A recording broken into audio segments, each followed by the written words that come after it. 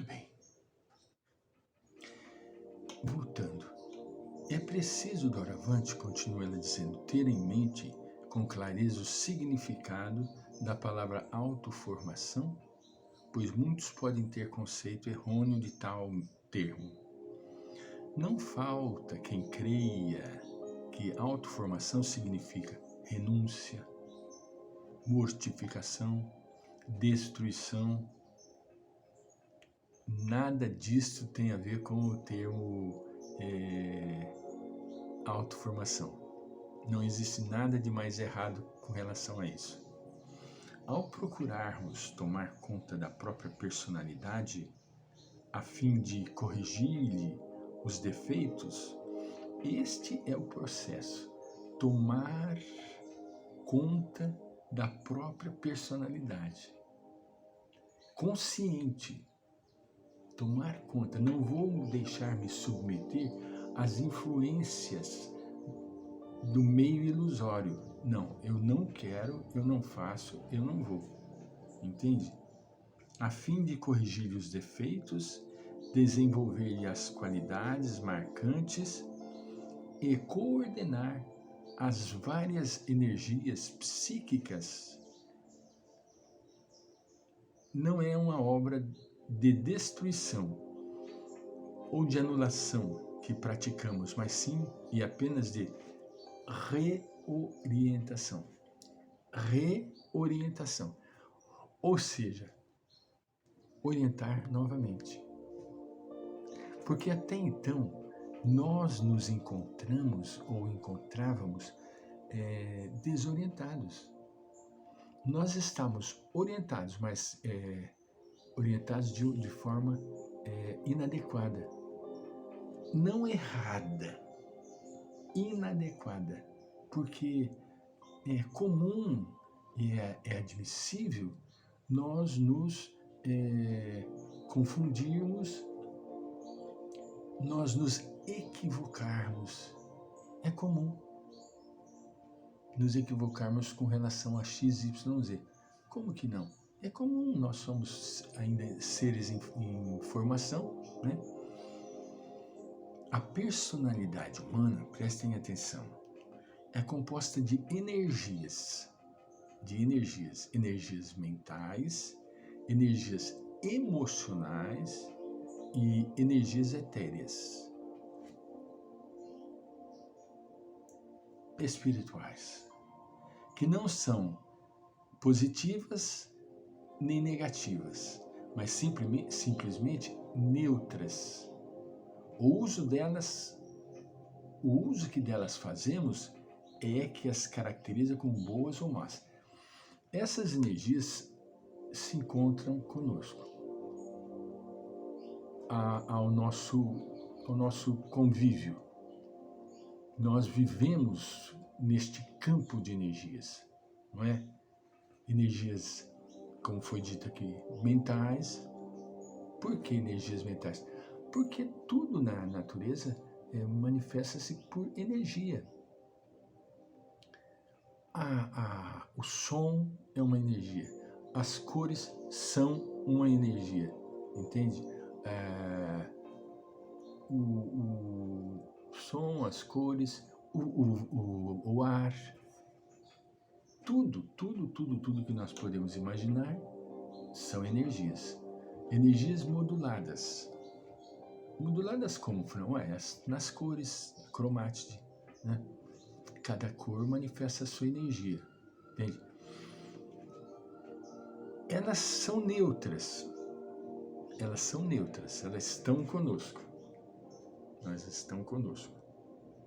Quando nós começarmos a fazer uso delas, é que nós vamos caracterizá-las como boas ou más, dependendo do uso que fizermos.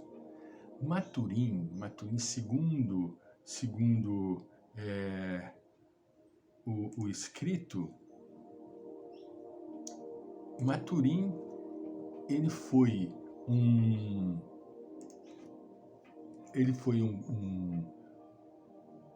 pregador, um escritor, entende? Nasceu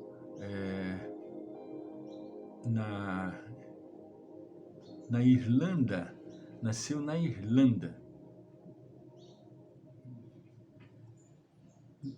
Estudou no Colégio de Dublin, era neto de Charles Maturin, primo segundo do grau de Oscar Wilde. Era uma criatura voltada às filosofias. Foi um padre, se tornou um padre. Entende? Então, o que tem a ver? Ele diz assim: nada há no homem, nenhuma substância, nenhuma faculdade, nenhuma potencialidade que seja má. Nada. Analisai a alma do maior santo e depois a do maior pecador, e não encontrareis neste um só elemento que não se ache naquele. É a mesma coisa, mas é a maneira que você vai fazer dar uso à energia. Considerai a alma de Madalena e a de Agostinho, antes e depois da conversão. Em nenhuma delas falta, depois da conversão, qualquer coisa que lá estivesse a princípio. Não perderam, nada destruíram, antes atingiram com sua conversão a plena posse de todas as suas faculdades. Madalena se tornou a virgem do Evangelho. Santo Agostinho se tornou o grande missionário e grande espírito iluminado na sua transformação, na sua mutação, né? Se nós pegarmos o maravilhoso livro dele de Confidências, né, é fantástica a leitura e a escrita dele. É de uma pureza incomensurável. Mas era o quê? Era uma pessoa mundana, que mudou vertiginosamente. E Madalena, mundana, mudou vertiginosamente, né? A diferença, continua Maturin dizendo, entre malvadeza e bondade não consiste na presença ou ausência, na preservação ou na destruição de qualquer coisa que está em nós, o mal, mas no correto ou errôneo uso de faculdades que são por si mesmas boas. Não tem faculdade ruim. Toda a energia é boa, só que depende do uso que você faça dela. O pecado e o mau uso das faculdades que Deus nos concedeu, e no seu uso para fins para os quais não nos foram dadas, aí é que se encontra a causa da bondade e da maldade. Todo poder, toda faculdade, todo dom da nossa natureza nos foi concedido para o bem.